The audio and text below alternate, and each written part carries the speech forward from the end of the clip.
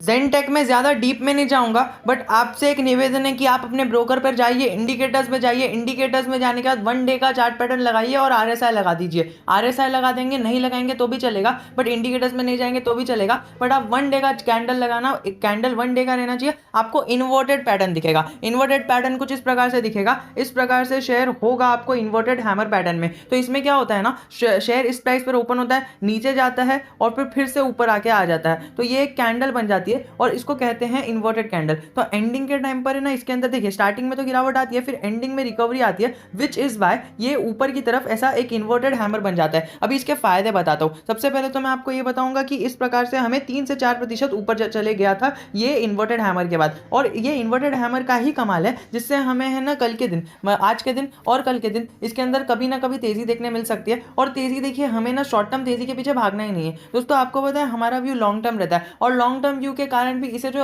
Orders मिले हैं वो ऑर्डर्स लाजवाब है, इंडियन एयरफोर्स की तरफ से मिले हैं वो लाजवाब है। लेकिन अभी हमने देखा पारस आईपीओ भी आ गया है। अभी पारस आईपीओ आया है, ये फिर से एक स्टॉक मार्केट में टक्कर देने के लिए आया है। अब देखिए जो आईपीओज आ रहे हैं ये एक ना एक स्टॉक को टक्कर देने के लिए आ रहे हैं। जैसा कि आपने देखा Laxmi Organic was the leader, और you can say stock which was a monopolistic stock which was listed in stock market as per the speciality intermediates. But हमने देखा कि लक्ष्मी ऑर्गेनिक को तक को नहीं छोड़ा एएमए ऑर्गेनिक्स ने और क्लीन साइंस ने, तो ये दो स्टॉक्स आ गए। हाँ मतलब थोड़े से डिफरेंट है, मैंने एकदम डिटेल में वीडियो भी बना के रखा है, तीनों का कंपैरिजन भी किया है, आपको चैनल पे मिल जाएगा। अगर वो छोड़ते हुए हम बात करें, अभी सिर्फ सीडीएसएल बचा है, एनएसडीएल नहीं आया है, लेकिन मुझे तो नहीं लगता है कि आएगा। सीडीएसएल की मोनोपोली चलेगी। वैसे ही ज़ेनटेक को कंपैरिजन देने के लिए पारस आईपीओ आ गया है, लेकिन दोनों के कामकाज थोड़े अलग है। वो जो पारस है वो डिफेंस सिस्टम को करता है, और वैसे ही हमें ये जो है हमारा ज़ेनटेक, ये अभी हमारे डिफेंस सिस्टम को ही जो है माल सप्लाई करने का ऑर्डर मिला है फिलहाल के लिए। वरना ये जो ड्रोन के सेक्टर में काम करता है वो पारस से पूरा डिफरेंस है।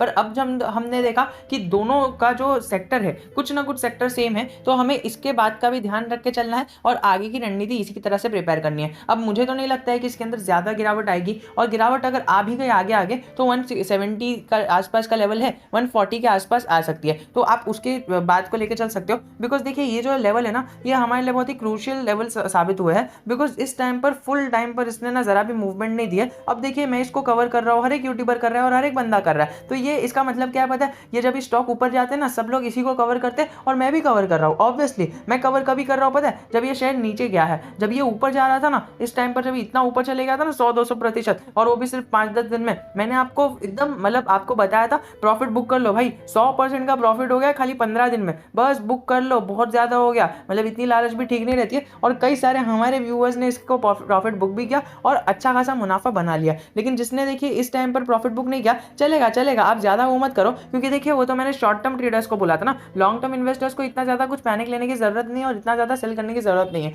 हाँ मतलब ऐसी मूवमेंट आएगी आगे जाके, मैंने आपको बताया एकदम ऐसी शॉर्ट टर्म मूवमेंट आएगी इस तरह से, जिस तरह से हमें ये स्टॉक देखने मिला, ये ऐसे ही भाग जाता है बीच में। ये देखिए ये जो मूवमेंट आई है ना, ये इस तरह से मूवमेंट आई थी 2018 में, और फिर स्टॉक ने कुछ रैली नहीं दी, और ये 2021 में मूव आई है। तो आपने समझ लिया 3 साल का मूव तो रहता ही है। मैंने पिछले वीडियो में भी कहा था और इस वीडियो में भी कह रहा हूँ, अभी पता नहीं आगे जाके और ऐसी लंबी मूवमेंट कभी ला सकता है। आप अगर ऐसी लंबी मूवमेंट 15 दिन में 100% एक्सपेक्ट कर रहे हो, तो मुझे तो नहीं लगता है कि अभी इतना जल्दी आएगी, लेकिन आएगी तो फिर वो तो आपको मिल ही जाएगा। लेकिन आपको देखना है कि ये मूवमेंट कभी आनी चाहिए, नहीं तो फिर आपको ऐसा ना हो जाए कि आप खाली ये मूवमेंट के चक्कर में स्टॉक में आए हो। आपको पैसा बनाने का स्टॉक में आने का है, तो आप इसका बिजनेस देखो, और बिजनेस में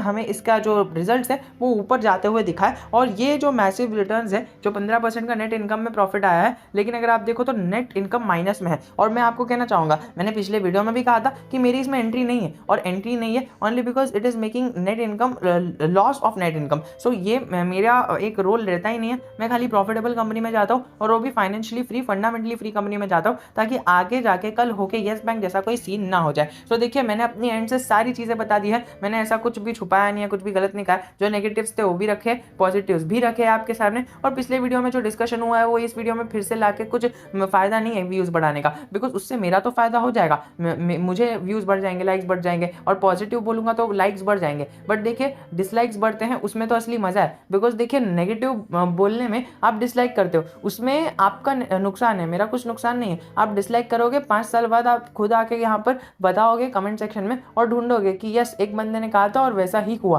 क्योंकि देखिए अभी बिगनर्स बहुत सारे, एक मतलब यंग जवान आप कह सकते हो ना, यंग खून है, जवान खून है, सबको जल्दी जल्दी चाहिए, जल्दी जल्दी कुछ नहीं होता है। ये अभी जब स्टॉक मार्केट में ब्लडबाथ आएगा ना पूरा निफ्टी और सेंसेक्स में, तब जाके पता चलेगा। अब देखिए मैं कुछ बुराई नहीं कर रहा, मैं बस अपना पॉइंट रख रहा हूँ। और अगर आपको ये पॉइंट्स पसंद आते हैं तो बस कमेंट करो यार, मुझे लाइक सब्सक्राइब कुछ भी नहीं चाहिए, मुझे बस आपका एक प्यारा सा कमेंट चाहिए, दैट्स इट। और क्वेश्चन भी हो ना, फ्री ऑफ कॉस्ट मैं आपको रिप्लाई देने के लिए तैयार हूँ। सो इसी के साथ वीडियो को एंड करते हैं। If you still have any doubt relating anything, I am always just a comment away from you. बताना चाहूँगा कि 101 पर इसका RSI पहुंच गया था, जो एक बहुत ही हाई जोन है, और उसी को रिलेटेड मैंने पढ़कर, PE को पढ़कर, सारी चीज़ों को पढ़कर मैंने आपको बताया था कि इतना ज़्यादा RSI PE money flow index है, तो आपको सेल करने का टाइम आ रहा है। लेकिन अगर आपने सेल नहीं किया था तो आप अभी थोड़ा सा लॉस बुक कर लो। वैसे भी आप अभी हमें इतना ज़्यादा लॉस नहीं हो रहा है। अगर हम बात करें कि 25% ही नीचे गया, जो एक 150% ऊपर जाने वाले स्टॉक के लिए कोई भी बड़ी बात नहीं है। सो इसी के साथ वीडियो को एंड करते हैं। If you have any doubt, I am always just a comment away from you.